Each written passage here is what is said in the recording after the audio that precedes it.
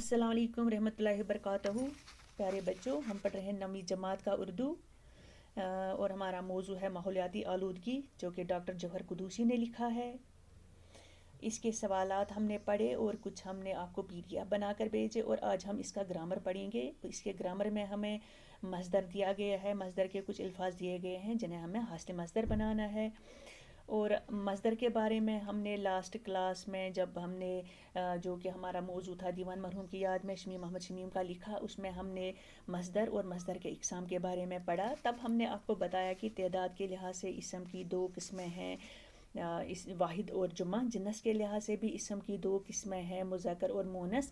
معنی کے لحاظ سے بھی اسم کی 2 قسمیں ہیں، اس میں معرفہ اور اس میں نکرہ۔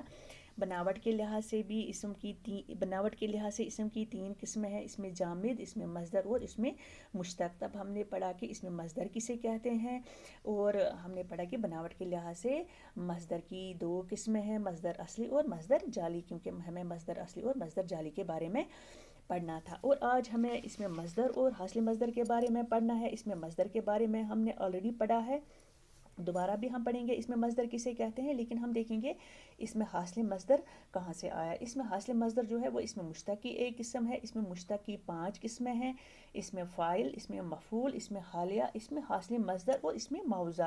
اور ہمیں اس میں حاصل مصدر کے بارے میں پڑھنا ہے۔ پہلے ہم دیکھیں گے اس میں مصدر، یاد کریں گے کہ ہم نے لاسٹ کلاس میں اس میں مصدر کے بارے میں کیا پڑھا۔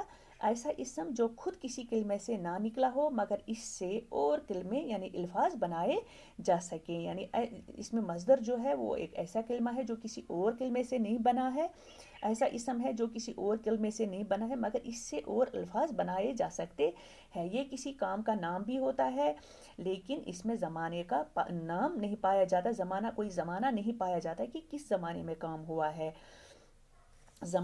کام جو ہے وہ ماضی میں ہوا ہے، حال میں ہو رہا ہے یا مستقبل میں، یہ اس میں زمانہ نہیں پایا جاتا ہے۔ اور اس میں مصدر کے جو الفاظ ہوتے ہیں اس میں نہ اس کے آخر میں نہ آتا ہے، مثلا پڑھنا، لکھنا، سونا، کھانا، کھیلنا وغیرہ۔ تو یہ ہے مصدر۔ اور اب ہم دیکھیں گے اس میں حاصل مصدر، جو کہ اس میں مشتق کی قسم ہے۔ اس میں حاصل مصدر کسے کہتے ہیں؟ اس میں حاصل مصدر وہ اس میں مشتق ہوتا ہے جو خود مصدر نہ ہو لیکن معنی اور اثر مصدر کا ظاہر کرے، یعنی خود تو یہ مصدر نہیں ہوتا ہے لیکن اس کا جو معنی ہوتا ہے اور اس کا جو اثر ہوتا ہے وہ مصدر کو ظاہر کرتا ہے۔ مثلا ہنسنا سے ہنسی، آہٹ سے آنا، لڑائی سے لڑنا وغیرہ۔ تو ہماری کتاب میں دیے گئے ہیں کچھ الفاظ جیسے کہ مصدر اور حاصل مصدر، یعنی مصدر اور ان سے حاصل مصدر بنایا گیا ہے۔ دوڑنا سے دوڑ، ابلنے سے ابال، دھکیلنا سے دھکیل۔ اسی طرح بکنا مصدر ہے اور بکواس حاصل مصدر ہے۔ پکڑنا پکڑ، کودنا کود، اور یہاں پہ اڑنا یہ جو ہیں یہ مصدر ہیں اور یہ حاصل مصدر۔ اڑنا اڑان، تولنا تول، گرنا گراوٹ۔ اور ہمیں جو الفاظ دیے گئے ہیں جن کو ہمیں حاصل مصدر بنانا ہے وہ ہے ڈانٹنا، یعنی یہ کچھ مصادر ہے جن کو ہمیں حاصل مصدر بنانا ہے۔